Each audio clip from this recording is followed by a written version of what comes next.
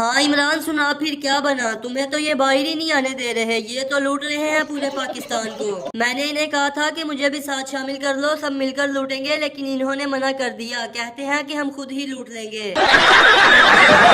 बिल्लो रानी, अगर उन लोगों ने मना कर दिया है तो कोई बात नहीं, तुम उनके पास मत जाओ, तुम मेरे पास आ जाओ, हम दोनों मिलकर छुप छुप कर करेंगे चोरियां।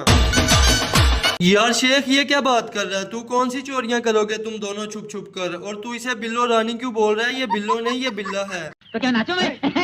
इमरान, तू मुझे बिल्ला क्यों बोल रहा है? तू जेल में बैठ के भी बाज नहीं आ रहा। अगर तूने मुझे फिर से बिल्ला बोला तो मैं इन लोगों को कह दूंगा कि ये भी मेरे साथ करता है चोरियां। हाँ हाँ बोल दो, कोई मसला नहीं, मुझे तो पहले ही बाहर नहीं आने दे रहे। अब मेरा जो दिल करेगा मैं वो करूंगा। मैं शेख को बोल देता हूँ, वो तुमसे करवाएगा चोरियां और तुम्हारी कांपे टांग जाएंगी।